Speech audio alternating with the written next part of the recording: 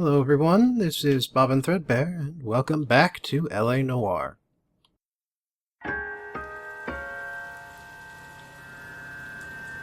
Oh, it's raining. That'll happen every once in a while. It's mostly sunny. That's why all the film studios moved to Hollywood. But on occasion there are rainy days like this, and when it rains, it's usually very rainy, in fact. Well, not much to that. Good morning, gentlemen, and what a grand morning it is, too. We have just cause for celebration. Galloway and Phelps are sending another fiend to San Quentin. A nice showy trial, and he'll be strapped down with gas seeping into his tiny reptile brain. Now, to fresh business. Galloway and Phelps, the task is at hand. The address is on the hill, north downtown off Fremont Avenue. My wife is so dumb, she stares at the Skipper, is the new letter genuine?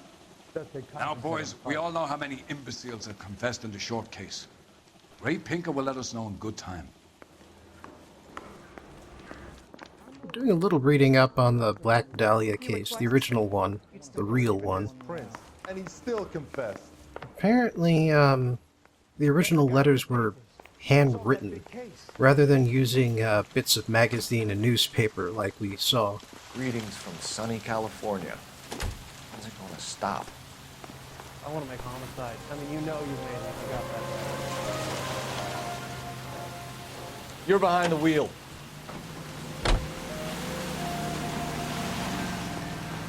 A fine morning indeed. We keep locking them up, but the bodies keep piling up. Californians love a fad, Phelps.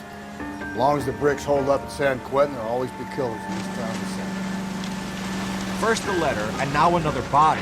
Come on, you can't keep on telling me there's not a killer still out there. You know, Phelps, all these arrests on your record are giving you a reputation. You don't want them turning into unsolved. Getting a vicious killer off the streets is more important than my reputation. Really? And besides, landing a big fat marlin is more impressive than an ocean full of minnows. The minnows make it the man. You can't always hit home runs. Sometimes you just gotta make first base. Plus, you know, this is a fairly large city. There are going to be murders. That is why there is a homicide division. What did you expect your time would be filled with, Phelps? Honestly. Detectives? Phelps and Galloway, homicide. Scene secure. The rest of the patrolmen are going door to door, canvassing for witnesses. Thanks. Keep me informed. Will do, Detective. This looks awfully familiar. I think that's the impression the boys from the Examiner took with them as well. There's nothing original under the sun. Why should murder be any different? What do we have so far? Not much trace evidence to speak of. Storm blew in around 10 last night, and the rain washed most of it away. And the body? Looks like she was tipped out of an automobile from the tire tracks and superficial injuries. Strangled with a length of rope. And for my money, it's triple braid again. Time of death? From her temperature, maybe 2 a.m., but it was cold last night. Usual head injuries? Blunt force trauma. Knock him over the head, then strangle and mutilate.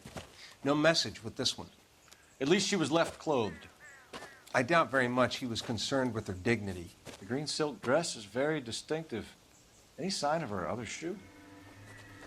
No. And no handbag or other personal effects. Interesting. Quite a few things different about this one. The fact that she's clothed is fairly important. Or fairly significant, at least. One shoe missing. Of course, normally both shoes would be missing. What the hell is that evidence tag for? Oh, okay. No drag marks. The killer was moving around, surveying the scene. Shoe prints. Wonder if these are size 8s. This is actually pretty tricky. You gotta move it to the left first in order for this to happen. There appears to be a dry cleaning label. Superior Laundry Services, F1363.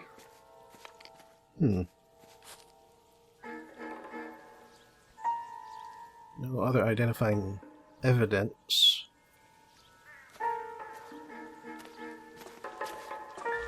No ring on one finger. How about this one?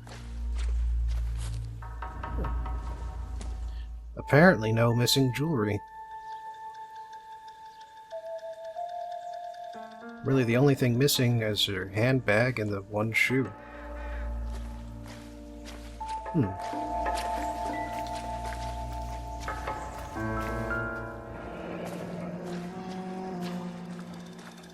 Our driver and our killer are most likely one and the same.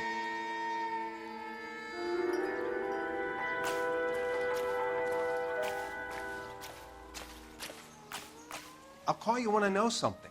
Meanwhile, get on with the case. Alright already.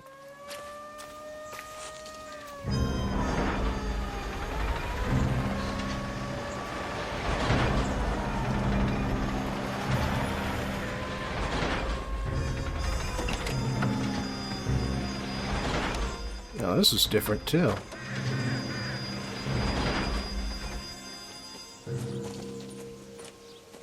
Detectives, I've been working the houses across the street and up the block. This lady thinks she has something for us. Detective Phelps, LAPD. I'm Mrs. Barton, Catherine Barton. I live just across the way. Did you see anyone around here last night?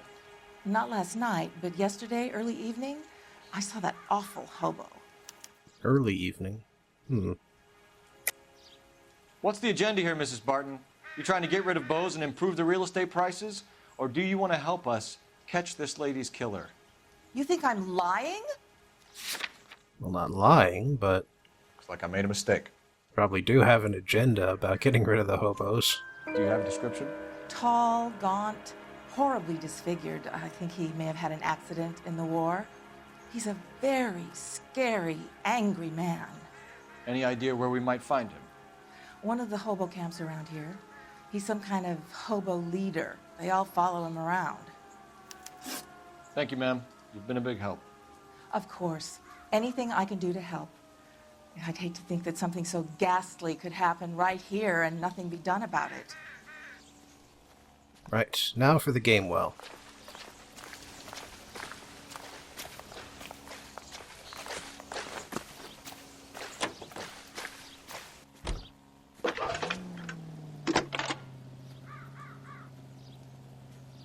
Phelps, badge 1247. How can I help, Detective?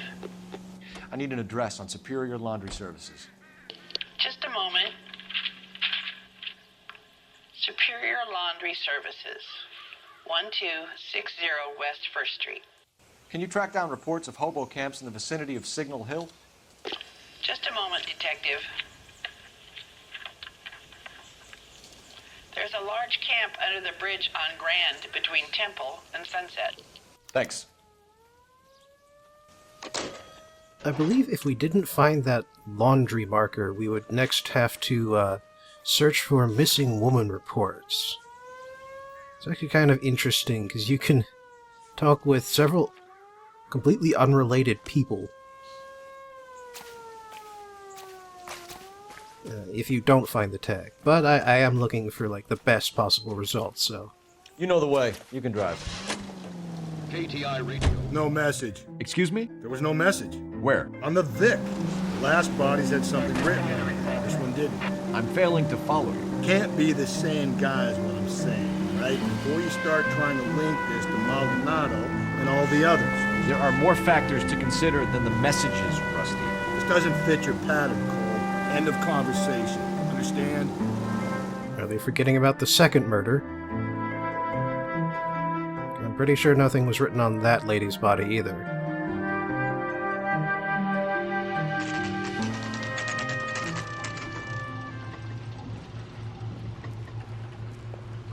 Yeah, look at how dark it is just after noon.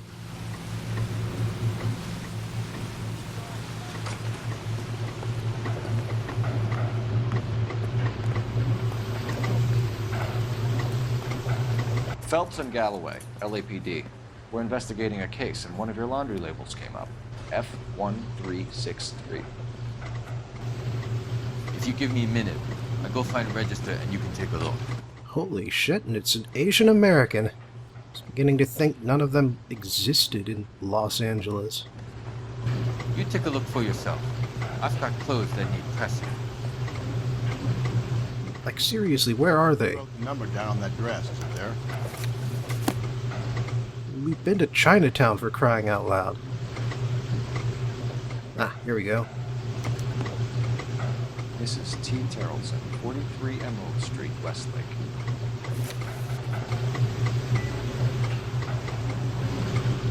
Oh, nothing to use the phone for.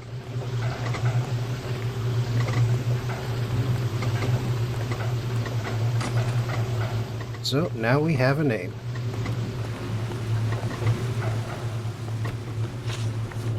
So, we're just going to ignore the hobo camp for now. There is someone there we can talk to, but it's not very helpful, and it's mostly just to tell you... Can you drive to this one? ...to go elsewhere until later.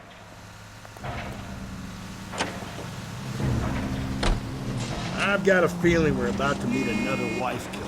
You've always got that feeling, Rusty. Yeah, and it's usually correct. Please, please, for once, can you not let your assumptions color your detective work? Just you wait. Nordic type show a particular disposition for this stuff. Wonder where he read that.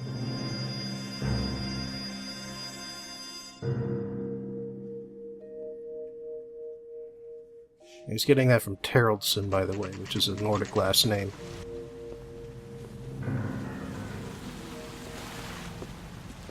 At least the rain's clearing up.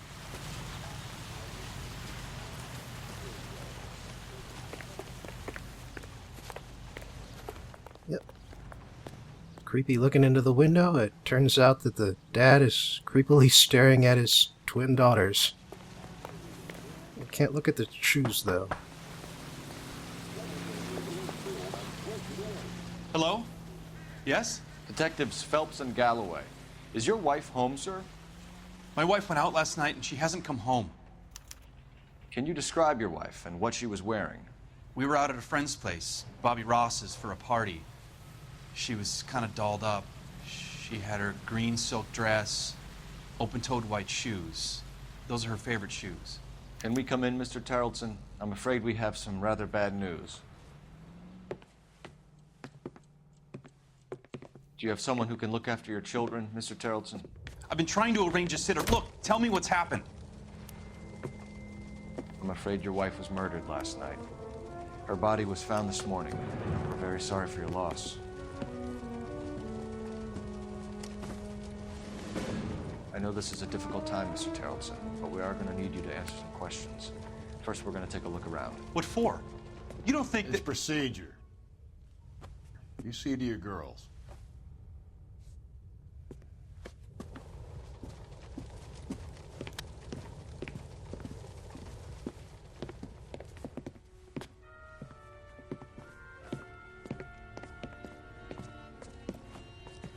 Stay here till Daddy's finished talking to these men. Where's Mommy? Everything's gonna be all right, sweetheart. We would like Mommy to come home now, Daddy. What's the problem, Terrellson? Let him search. You got nothing to hide. You'd think they would at least understand what the word murdered means. Want to hear something funny, Terrellson? Some bums think filling out a missing persons report actually rules him out as a suspect. Which is why he is a suspect. I wonder why the picture was turned down.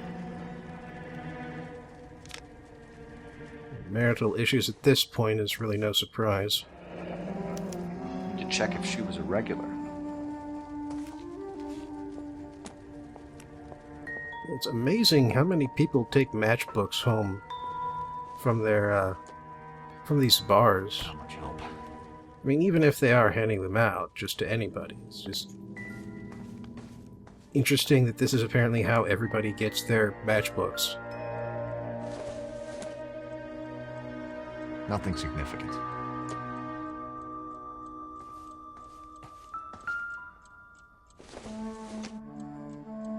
Yeah, no. Interesting stuff they've got on the wall here. I wonder if they scan it from their own kids' stuff. The developers, I mean.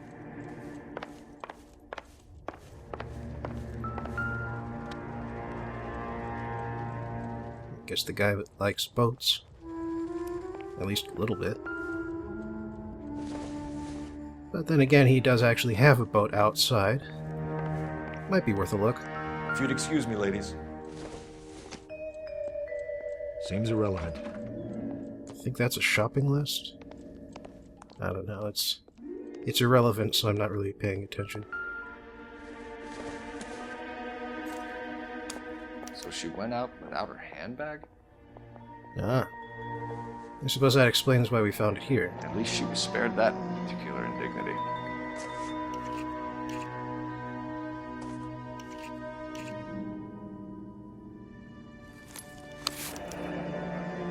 She'd have to be in quite a state to leave this behind.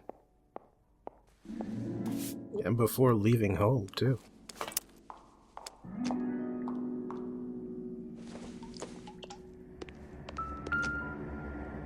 Come on, Rusty. Let me have a look.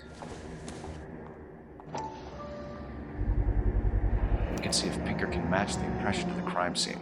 Size 8s again. And we didn't even keep track of how big the shoe prints were, either. It's just everybody's size 8s, apparently. Lars was out in the rain last night.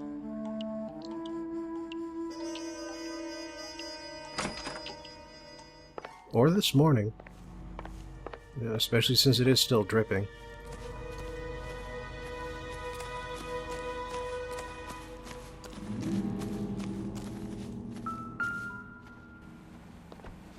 Looks like a match with the ligature marks. So at least he would have an opportunity to get a hold of the kind of rope used to strangle his wife. It's very circumstantial, but it is a link. For the record, Mr. Tarleton, what is your wife's name? Teresa. Do you have any idea why anyone would want to hurt your wife? No. Everyone loved Teresa.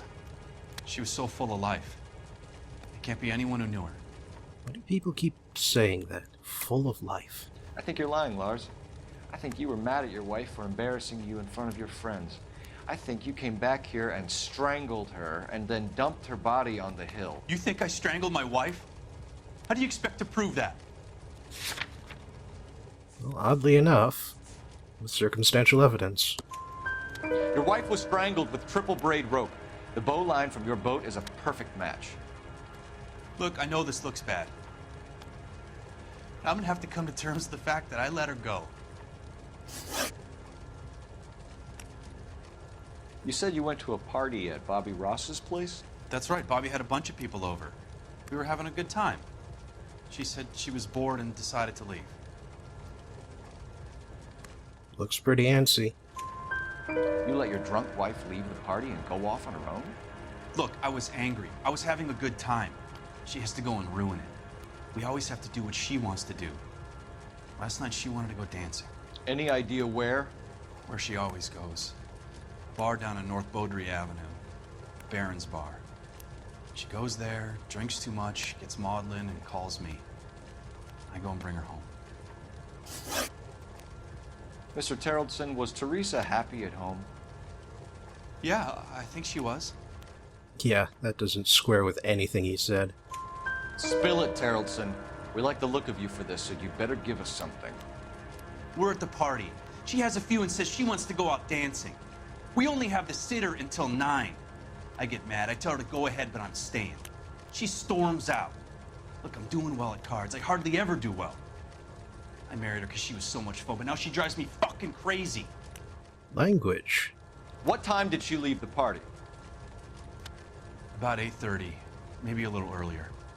Daughters are in the next room, man. When was the last time you saw your wife? Around 8:30. The card game at Bobby's was wrapping up.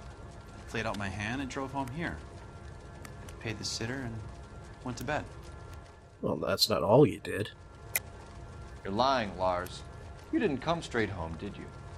And how do you figure that?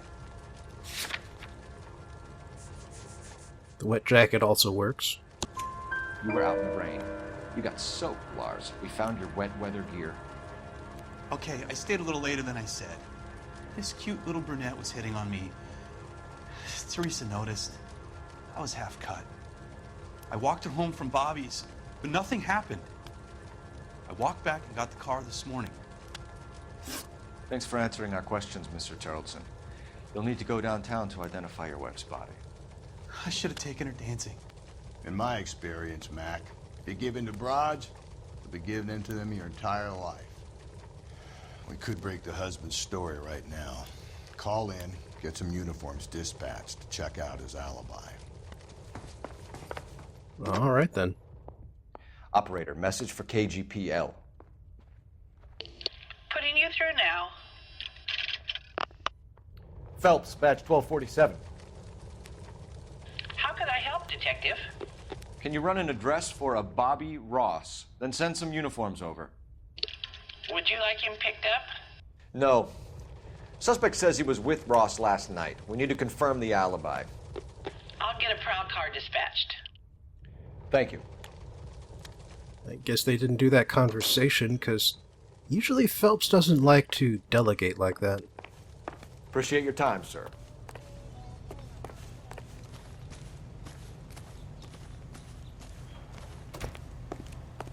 As it is, we do have another place to go. The bar. Again. 4 cases, 3 bars. You drive. I need to go over the case notes. You believe this guy's story? Kind of rings true.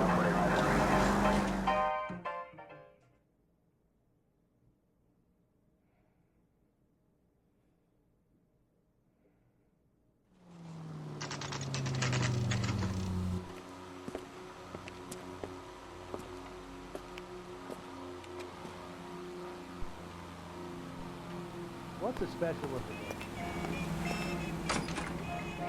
Gents, drink? Phelps and Galloway, LAPD. I'm Benny Clough. This about Teresa Terrellson? Yes, it is. I heard about it on the radio. They're saying it was that Black Dahlia freak again? God damn it. Yeah, I rang that husband of hers. The babysitter said he was out. If you don't mind, we have a few questions. Benny Clough. What time did Teresa leave? Around 10:30, I think. That's a lie. You kept her here until past closing. Say what? I'd like to see you go ahead and prove it, pal. You don't ask, you never find out. On foot? In a car? By bus? How was it? She called for a cab. Did you get the number? Sure I did. I like Teresa. The only time she has a drink is when things aren't going so good at home. I was worried about her. That broad has socks in it. Put out an APB on the cab. 3591. Should be traceable.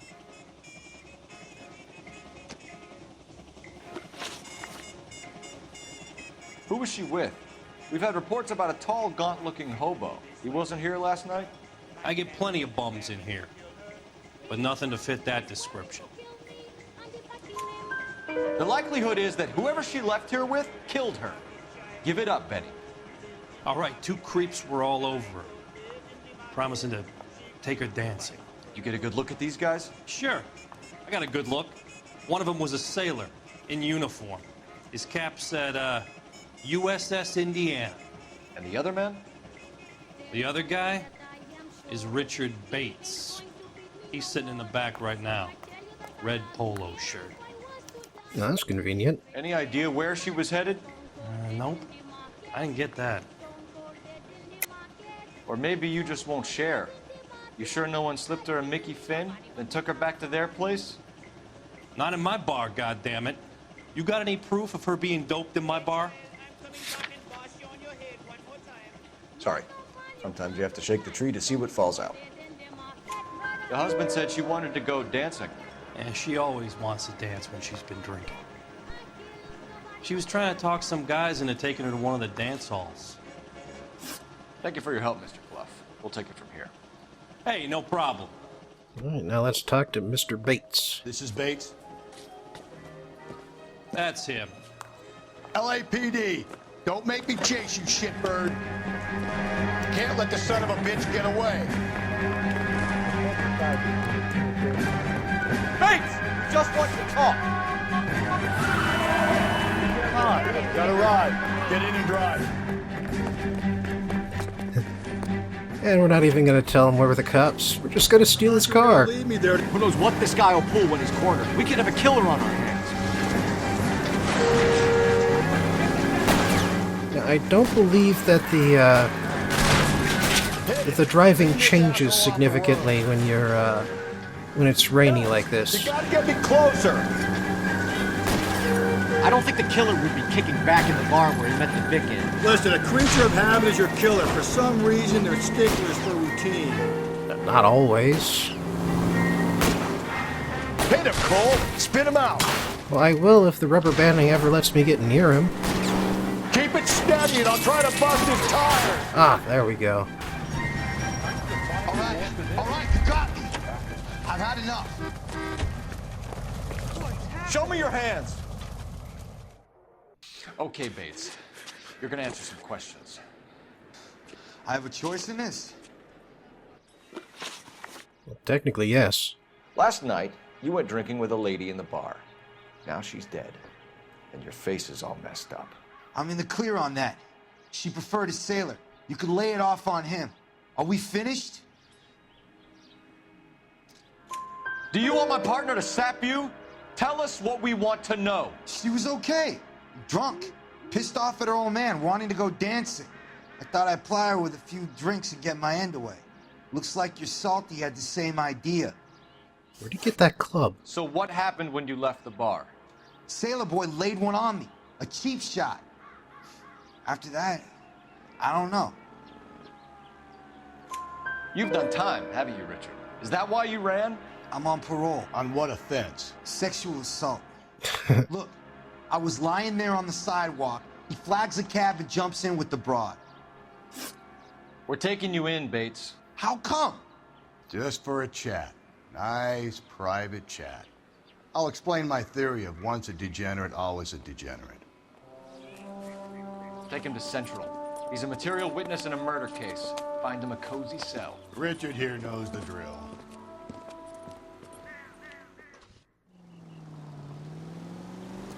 Alright, well that's one more suspect down. This case seems full of them. Operator, give me R&I.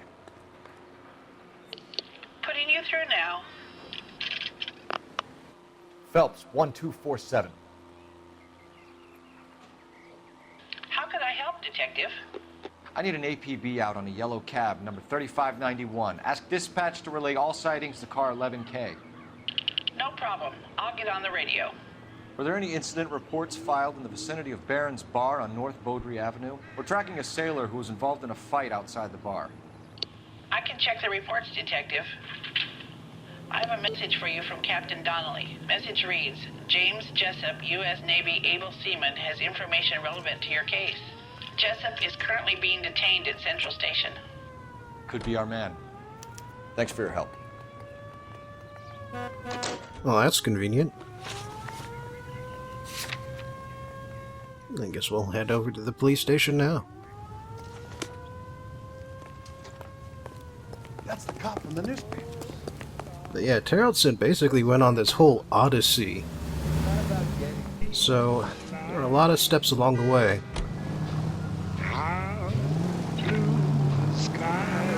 Car 11K, we have a response on your APB regarding yellow cab number 3591. The vehicle has been identified at a gas station, now heading west on 7th Street. And this is why I'm driving. Garage on 7th Street. Let's hit it, Phelps. The cab driver might tie this whole thing together. I hope you're right. Phelps! Damn it. I guess turning on the siren will get me there faster. See a taxi anywhere? Attaboy, up there you go right. Oh, whatever, I'll take the next right. Take the next right. 11K, yellow cab number 3591, sighted at the corner of Wilshire and Whitmer. Repeat, Wilshire and Whitmer, 11K. Where's that cab got you now? Take the next left. Yeah, this is actually pretty interesting.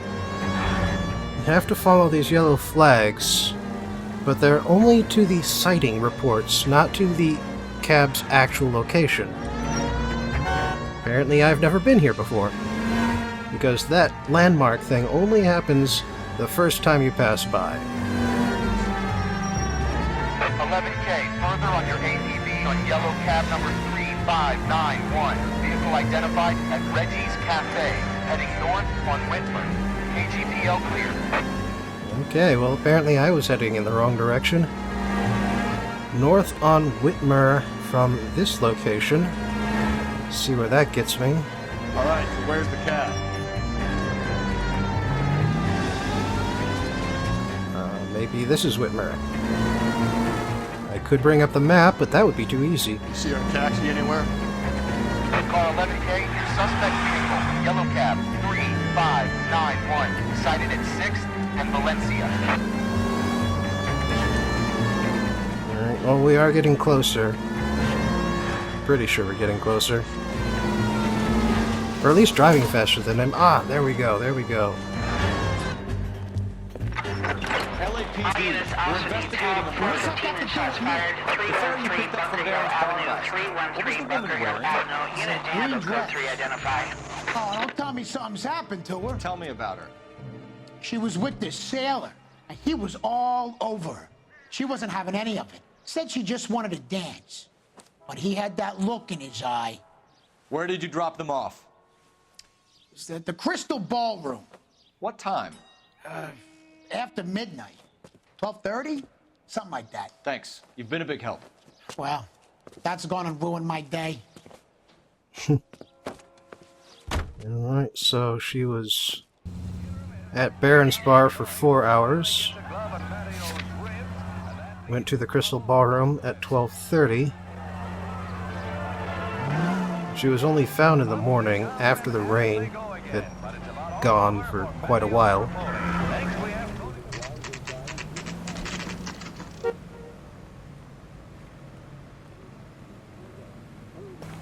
Isn't that the cop who caught the guy who was pretending to be dead? He's in interview too. Thanks.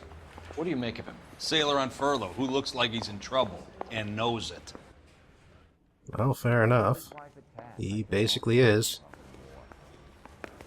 Hey, I gave his wife a tap.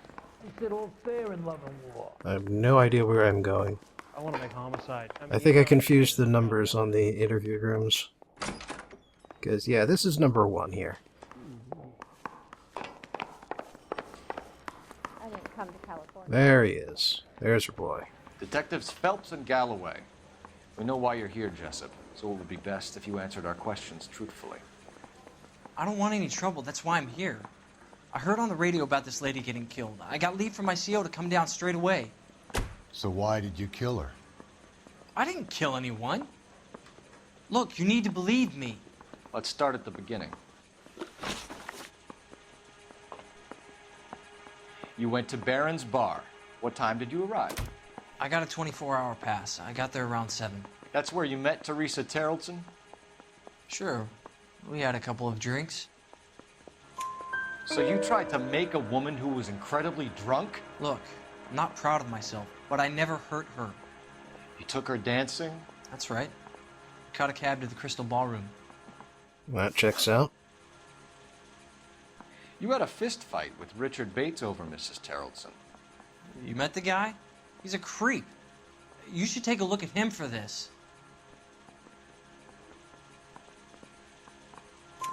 He's pointing the finger directly at you, Jessup. I only had one night before I was back in the tub. He had all the time in the world to look for some action. I belted him. I'd do it again. She was better off with me. Sure. You're a shining example of chivalry, Jessup. Where did you go after the Crystal Ballroom? I think the wind had gone out of her sails by then. She caught a cab, and I caught a bus back to the base. We spoke to the cab driver. Tell us what really happened at the Crystal Ballroom. I'd had enough. She was all upset about her husband bawling about her kids. She looked old. Left around closing, maybe 1:30. Got on a bus and she fell asleep on my shoulder. Which bus? An All-American 249. I went past her place. She jumped off, and I stayed on it downtown. After that, I caught another bus to San Pedro. The Indiana's down there. She's being scrapped. And that was the last you saw of Teresa. Yeah, that's right. We didn't say much. I think she was kind of embarrassed. Why would he lie about the cab? The cab driver said that you were getting pretty familiar with Teresa. It's not how I'd put it. But it is how he would put it. So the last thing you wanted was her playing hard to get. Did that make you mad, sailor? Yeah, it did. She knew what a guy's looking for. All broads do. Dancing comes second. And what happened at the Crystal Ballroom? Nothing. Not even a little hand relief. She had another couple of drinks. There was no fun left in her. Just poured her guts out to some bartender. We're holding you till we can clear this with the driver. Yeah, my CO said as much. Can you put the guy in two in a cell and inform the commander? Sure, Detective. Got a message for you. Sighting of your disfigured hobo on Grand between Temple and Sunset. And it looks like the Beau has a record, too. He's wanted in connection with 2 female assaults. Thanks. What now? Drive all the way to San Pedro and check his locker? Let's see if the bus story checks out. There's a depot at 1660 Beverly Boulevard. Wait, shouldn't we go to the Crystal Ballroom next? I mean, we've been to literally every other place that she's been, talked to everybody she's met. Teresa definitely took the bus from the Crystal Ballroom. We need to find that bus. We need to check the bus depot. We're about to look for the goddamn bus, but we're skipping over the Crystal Ballroom. That seems like an odd gap. You can drive.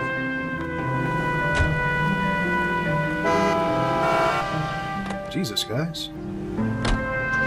3 suspects in the can and 1 on the hook. Still no hard evidence on any of them. KGPL to car 11K. 11K, come in. 11K, go ahead. Patrolman reporting that Bobby Ross's car game is breaking up at midnight. 11K, roger that. Plenty of time to get downtown, Cole. It's possible. Have them bring him in.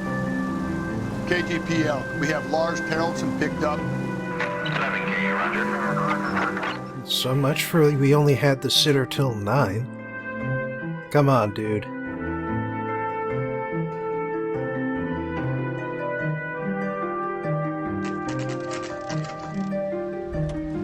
Yeah, I guess he stopped back at home to drop his wife off and put the kids to bed. So there's that, at least. Yeah, that had to be around like 8:30 or 9. That's probably also where she left her her handbag.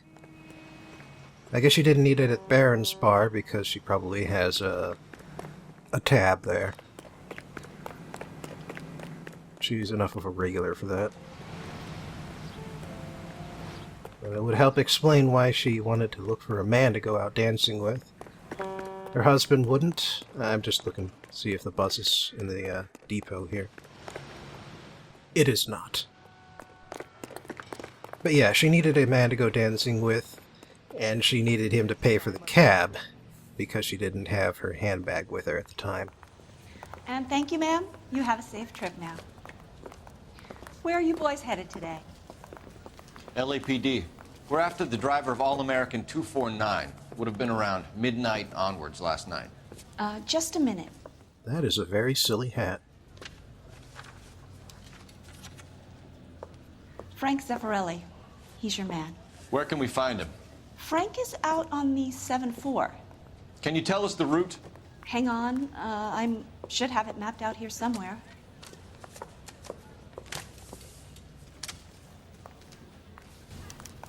See him? Saw his picture. He worked that case for the lady. Ah, there we go. I need to run the loop. Well, luckily, we do not have to memorize this. We're not going to drive the whole thing, are we? Won't take long. We have a siren. You don't see that every day. I like the way he says that. Like, it is the best possible thing. But yeah, you can see, like, the red line right there in the minimap. That is the line that we have to trace. And it is, well, yeah, conveniently on the minimap. It's also on the regular map, too. All American 7-4, let's go get him.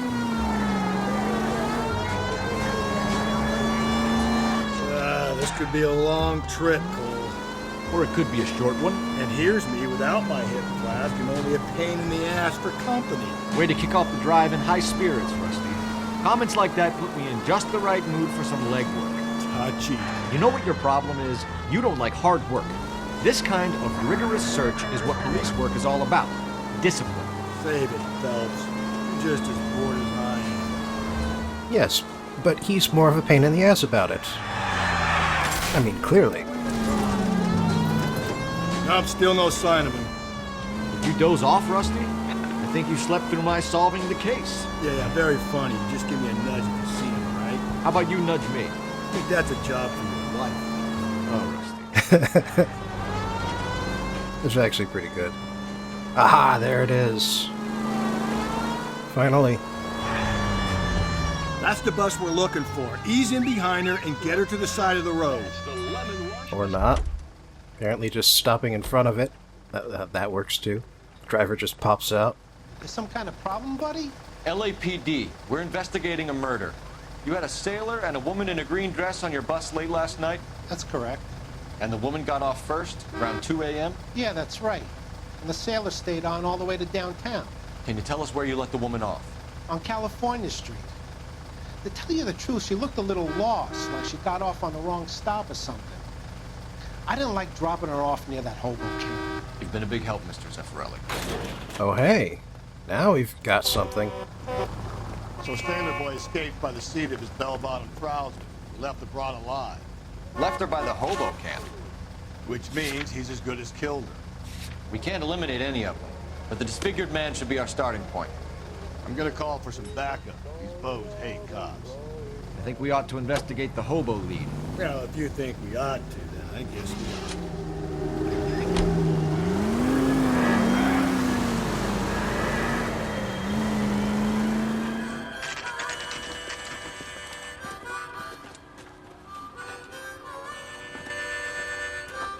That's one way to make an entrance. With a shotgun.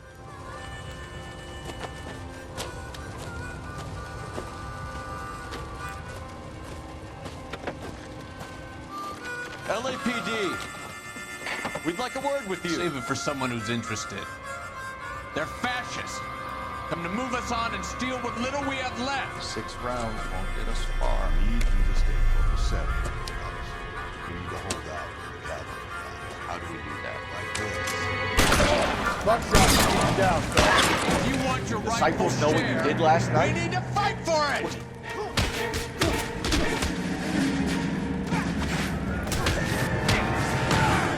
Even when it's a gunfight, we still do the fist fight instead. Hey, watch this. What's your name? Comrade Stalin. Very funny. We'll find out from your personal effects. Stuart Ackerman. You're under suspicion for murder, Ackerman. We're taking you downtown. You can't do anything more to me than what the Japanese have already done. Okay.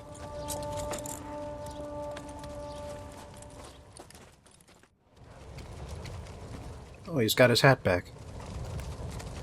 The Kremlin's over here, Phelps. Toss it, see what you find. Ah, it's been a while since we've had one of these. Still working, Jack. I'm off to the Lighthouse Club in Santa Monica. Hello, Jack. Mr. Benson, this is Courtney Sheldon. He's a buddy of mine from the war. Well, I'm sure you two will want to polish some old war stories. Good evening, Jack. Mr. Sheldon. Good night, sir. Was that Steve Martin? Take a seat, Courtney.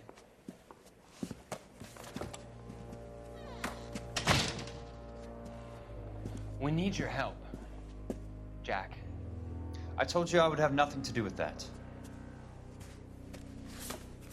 I'm fine too, Jack. Medical school's going well. I got a part-time job. Do dope peddlers need part-time jobs? We made a mistake and we're in trouble, Jack.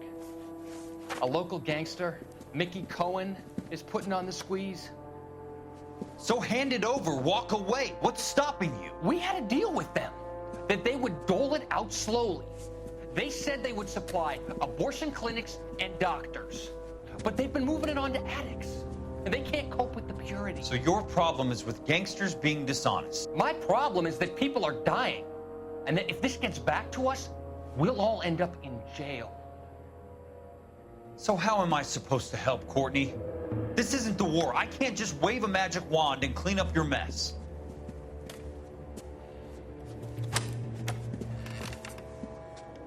We want you to negotiate, Jack. The only thing these guys understand is force, Sheldon. They got to the top back east by proving to be more vicious than the English, the Irish, and the Dutch. They make their own laws. That's the nature of a secret society.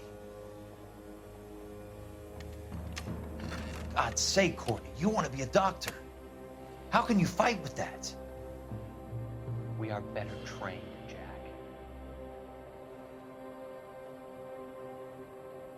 I didn't make it through the war to come back to this kind of shit, Sheldon. This is going to come up at the next desk. So once again, I'm pretty sure this is more of a flash forward than anything.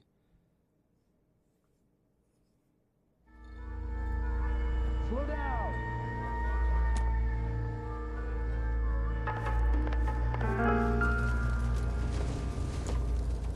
No good to me. No good to me, but we still get the zoom in. Odd.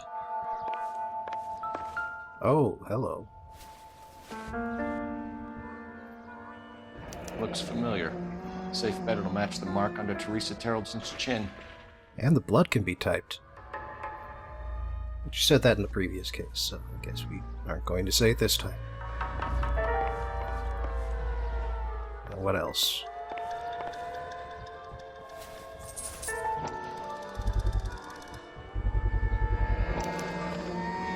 A monogrammed coin purse. Ackerman doesn't look like much of a dancer.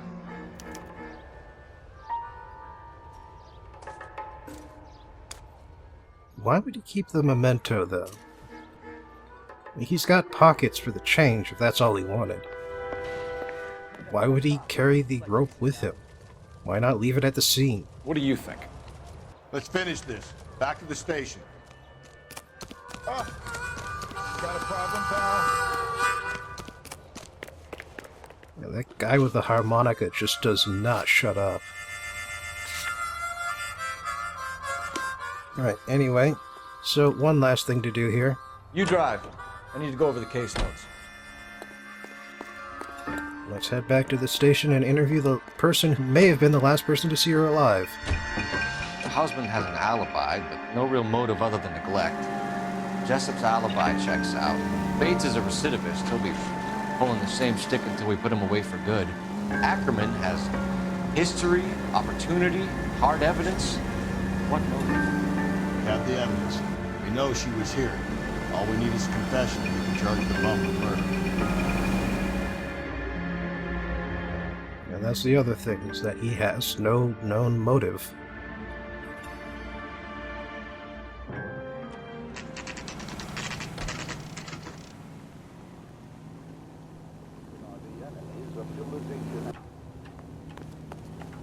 I'm thinking of moving up to a We're going this 45. way. I want to stop him with one. Okay. What the hell? Come on, Phelps, on your bike. I say we bust in there and find the goddamn evidence. Ackerman, you were in the Marines. How do you know? The Corps selected big guys for flamethrower duty. That's how you got the burns. Life expectancy was 5 minutes for a guy in flamethrower detail. What kind of a government puts weight like that on a man's shoulders? You'll get no argument from me. It was a heavy load. You feeling sorry for this smelly fuck? Why did you kill Mrs. Terrelson? I have no recollection of the people I have killed. Doesn't look that disfigured. Are you denying that you strangled Mrs. Terrelson with a length of rope? I'm not denying anything. You have to have proof, lackey. Well, fortunately. We found a matching piece of rope in your lean-to. I think we'll find the blood will match too. I own no property. How could it belong to me? A bus driver dropped Mrs. Terrelson near your camp around 2 a.m. Why did you take her up to the hill? Which hill? I have many places. I go where I please. You're clearly insane, Ackerman. The state of California does not execute mental patients. I don't know the names of the women I've killed, but I've killed many of them. Their necks are so fragile. Where were you around 2 a.m. last night? At the camp. You were up on the hill. You were seen during the day. We have a witness. We have evidence. Come clean with me, Ackerman, and I'll see what I can do for you. I despise your pity. You have nothing that links me to this woman. Well, we do have that, too. We have you cold, Ackerman. Her purse and the ballroom ticket were in your lean-to. Tell us why you did it. I kill because people need killing.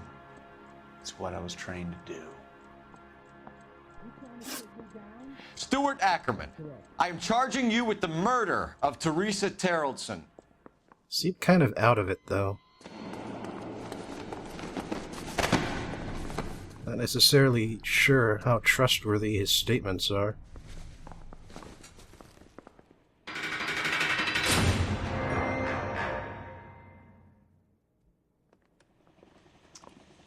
A man down on his luck I can abide.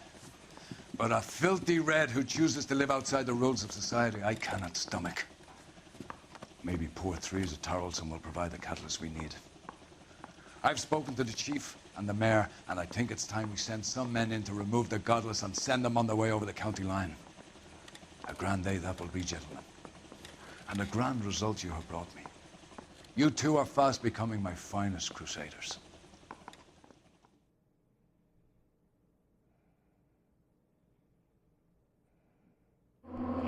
So yeah, the guy at the end does sound more solid than in previous cases, but there's still some loose ends, missing items.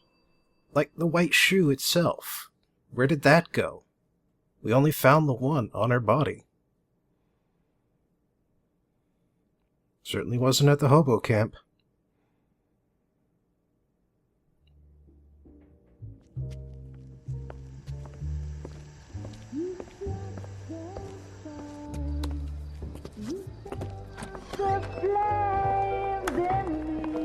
Apparently he's a lot more popular at the Blue Room than, what's-his-face was, the Vice guy.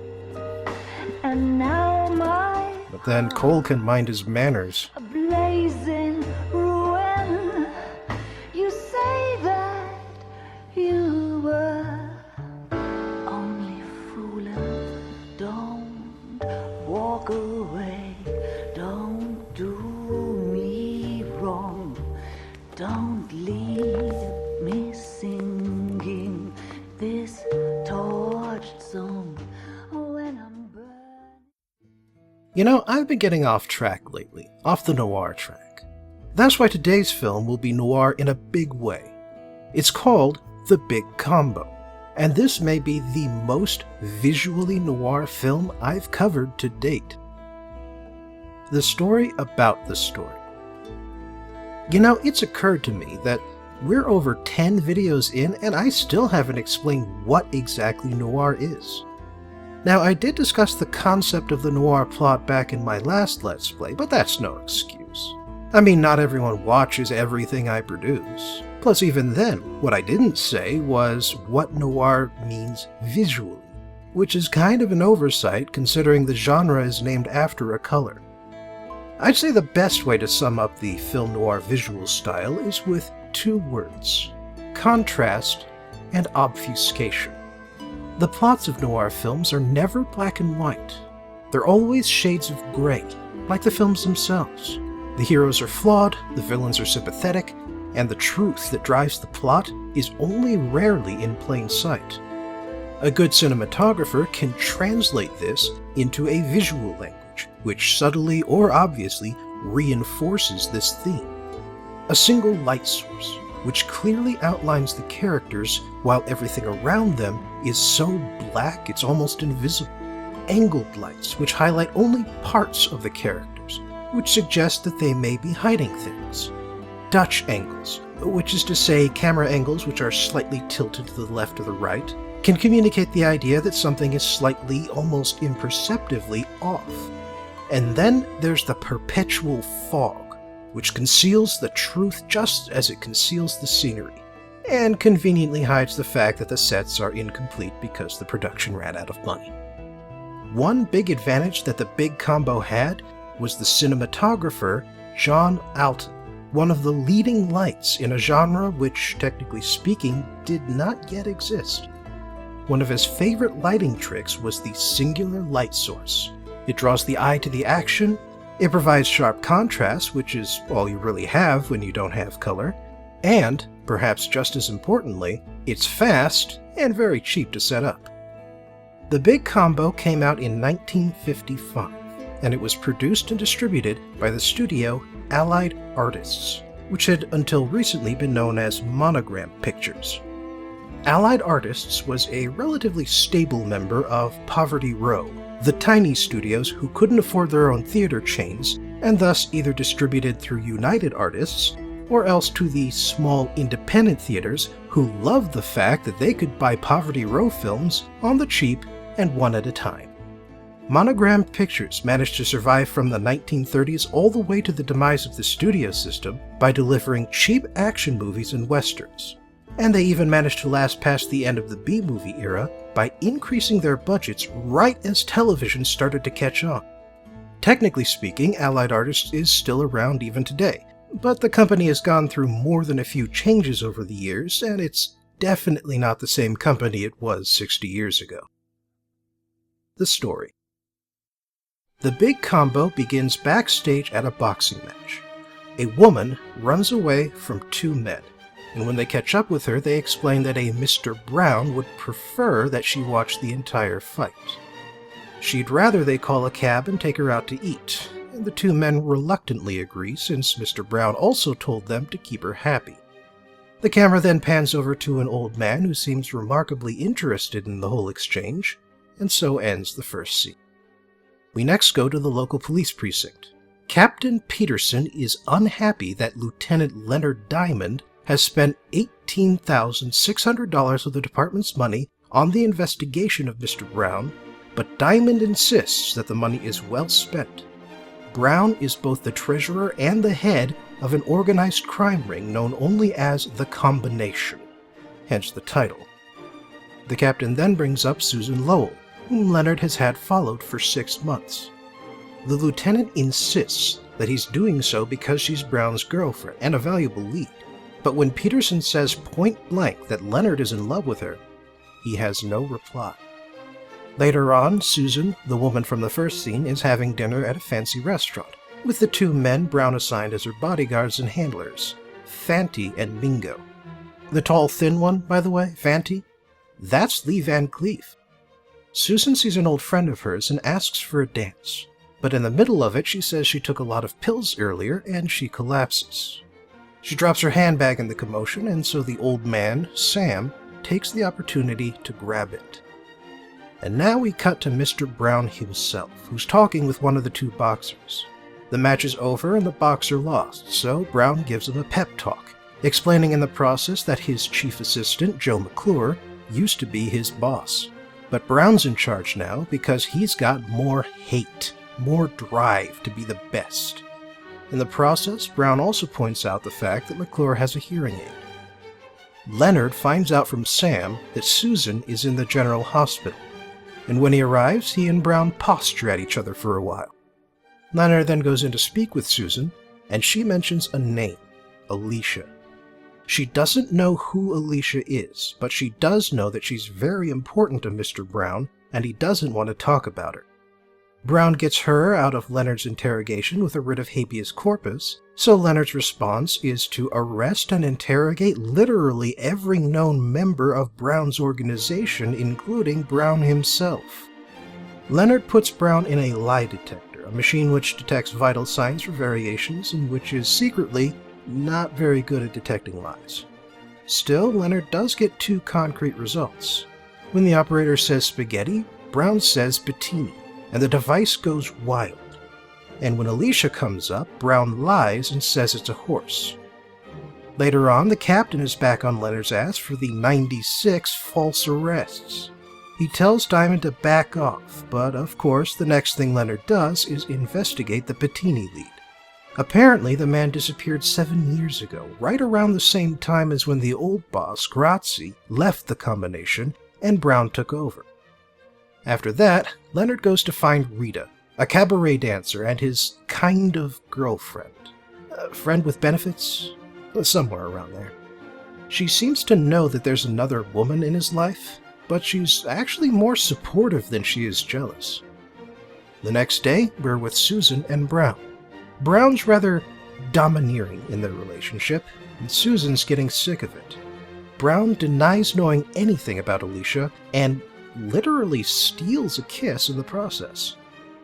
Sometime later, Rita speaks with Leonard again and warns him that he's got a price on his head. Sure enough, as soon as he leaves the cabaret, Mingo and Fanti ambush and kidnap him.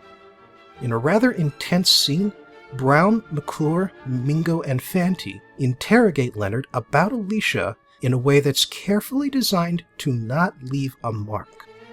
Specifically, they torture him by using McClure's hearing aid and a radio turned all the way up. And then they practically drown him in alcoholic hair tonic, so that when they dump him next to Captain Peterson's apartment, it looks like he just got wasted. Still, Lieutenant Diamond tells them nothing. As Leonard recovers, he mentions Bettini to the captain, who, as it turns out, is familiar with the name. Peterson explains that Bettini changed his name and went into hiding when Brown took over, and the captain knows where he is because Bettini did the cops a couple of favors right before the end. When Leonard tracks him down, Bettini is certain that he's there to kill him, but Diamond sets him straight and then asks about Alicia. Turns out, Alicia was Brown's wife, but 2 years into their marriage, she became an alcoholic, and Brown murdered her. They were on Grazzi's boat at the time, and Alicia pushed him too far. She disappeared partway through their transatlantic voyage, and Bettini figures Brown tied her to the boat anchor since the captain had to get a new one when they stopped by the Azores. Bettini can't remember the captain's name, and only remembers that he was some Swede, but when he's about to leave to go into protective custody, Bettini suggests that a boat captain who keeps his mouth shut might be able to buy a store's worth of antiques. And the camera pans over to an ad for Nils Dreyer Antiques. And since the ad is in Bettini's apartment, I can only figure that he was lying when he said he didn't remember. Leonard goes to Dreyer's place and asks him about the anchor purchase, which he's apparently looked up in the meantime. Dreyer claims that he remembers nothing, so Diamond then brings up the fact that Dreyer got his initial investment from one of Mr. Brown's shell companies. Leonard offers Dreyer police protection, but Dreyer keeps his mouth shut. He does, however, get a gun out of his desk drawer before he leaves, and just after he goes out the door, someone shoots Dreyer 5 times. Brown is very unhappy when he hears the news. He wanted to move Dreyer, not kill him, and all McClure can say is, "He pulled a gun on me, what could I do?" Brown thinks McClure is trying to sabotage him, and warns him to stop thinking about replacing him. We now cut back to Leonard, who finds a film negative in Dreyer's safety deposit box, a negative which depicts Alicia on Grazzi's boat. As he considers what it means, he realizes Dreyer may have had more information in his shop. But when he gets there, Brown has already burnt the store's records. Legally, as it turns out, since ownership of the shop and its contents defaulted to Brown as the part owner after Dreyer died. So Leonard goes to Susan, who's taking in a piano concert. He asks her to leave Mr. Brown, but she tells him she can't. So he gives her a copy of the photo of Alicia and leaves. She finds Brown in her apartment and asks him about his wife. And at the same time, Brown shows her his hidden room of guns and money, which is in her apartment, by the way, because he owns the building and his place would have been too obvious. Brown says that Alicia is alive and in Sicily with Grazzi, and that she left Brown for his old boss. He even shows her a recent photo. That night, Rita goes up to Leonard's place to wait for him to finish at work, and we also find out that Mingo and Fanti apparently live together and sleep in the same room. Now, I'm not saying they have to be gay because they're roommates, but it would explain why Brown trusts them with guarding his girlfriend, and a later scene makes more sense if, in fact, they are. Anyway, Brown orders the two of them to kill Lieutenant Diamond, but since Rita is in his apartment alone, she dies instead. To say the least, Leonard is very upset when he finds out. The next morning, Susan comes to the station and says she's left Mr. Brown. She doesn't have any evidence about Rita's murder, but she does have that photo Brown showed to her. Leonard instantly realizes that the photo isn't from Sicily thanks to snow on the ground and an interstate highway sign in the background. The lieutenant also realizes that since Alicia wasn't the murder victim, Grazzi, the old mob boss, was, and Alicia must be a witness. The police identify the highway marker number, and it leads them to an asylum in the country. Sure enough, there's Alicia, pretending to be someone else. Leonard confronts her with her past, and also with the fact that Brown killed Rita. And although she doesn't want to hear any of it, he takes her into custody. Turns out McClure was following the police, and so he goes to Mingo and Fanti to say that Brown's finished and that they should get rid of him as a favor to the organization. However, the henchmen are more loyal to Brown than to McClure, because when the time comes for the double cross, McClure is the one they shoot. And in a very brilliant move, Brown pulls out McClure's hearing aid and the soundtrack just stops. The next day, Susan and Alicia have a very awkward meeting where Susan explains her relationship to Brown. Leonard confronts Alicia again with Rita's death, and she agrees to act as a witness. Then Brown shows up with another writ, and seeing him in person again is enough to send Alicia to the hospital. 2 days later, Fanti and Mingo are hiding out in an old Prohibition wine cellar. Brown stops by to give them some food, some money, and an escape plan, but when they open the cash box, it turns out to contain a bomb. And unfortunately for Brown, the bomb doesn't kill Mingo. That said, he is not in very good shape, and while he initially refuses to say anything, he breaks down in tears when Leonard shows him that Fanti is dead. As Mingo puts it, he'll tell the truth not for Leonard, but for Fanti. Meanwhile, Brown has become desperate. When Sam and Susan are going up to her room for that gun closet, Brown shoots the cop and abducts the girl. When Leonard finds out, he goes to Alicia and asks her where Brown would go. And after some more convincing, she explains that Brown has a private plane on standby specifically so he can bug out in situations like this. However, Leonard shows up in time to delay the pilot and confront Brown, and he taunts the mob boss into shooting all 6 of his bullets into the thick atmospheric fog, while Susan keeps him spooked by shining a spotlight on him. Diamond only approaches once Brown's revolver is empty, and he takes him in alive because, for Brown, that's a fate worse than death. The movie ends with Leonard and Susan walking off into the fog. Final thoughts. Overall, I'd say that the big combo is basically the inverse of DOA. DOA has an amazing premise and a tightly built plot, but it was let down by subpar dialogue and a cast who didn't really do much with their roles. Conversely, the big combo has a fairly stock script with a few predictable twists and turns, but the actors put in some remarkably memorable performances, and every one of them gets at least one moment to really shine. And the cinematography, mwah! DOA's director may have known what he was doing, but John Alton was turning black and white films into moving artworks. Something else I'd like to touch on is that relationship between the two henchmen, Fanti and Mingo. So you remember back when I covered Rebel Without a Cause, how I said that queer studies critics would read a homosexual subtext into the relationship between Plato and Jim? Well, there's a reason why queer studies critics in particular tend to jump at shadows like that. It's because, in a lot of these old movies, there really are things hidden in plain sight. While the Hays production office may have said that homosexuality doesn't exist, the actors and the filmmakers knew better. Throughout the golden age of Hollywood, films would often include what are now referred to as coded gay characters. Characters who probably would have told you that they're about as straight as a slinky if anyone had bothered to ask. The Cowardly Lion from The Wizard of Oz is widely considered a classic example of this. The film in general is often cited as a homosexual Bildungsroman, but The Cowardly Lion in particular is a self-proclaimed sissy and a fop. His makeover in Oz consists of getting a pretty red bow in his hair, and he has some very particular body language, and some lines you can rather easily read some extra meanings into. Or how about Joe Cairo in The Maltese Falcon? Like I said back in that review, Cairo was about as openly gay as you could expect from a book written in the 1920s.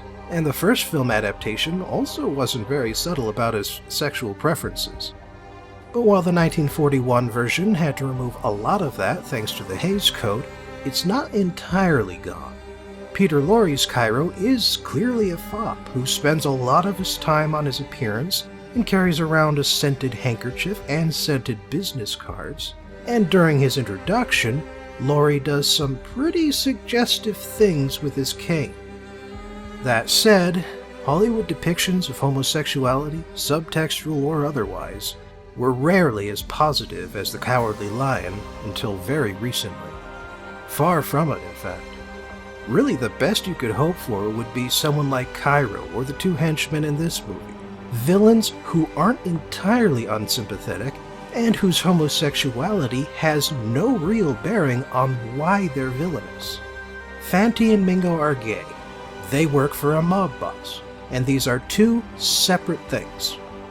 More often, you'd see coded gay homosexual characters who are mentally disturbed, who are either suicidal social outcasts, or who are actively villainous and display stereotypically gay behaviors as an aspect of that villainy.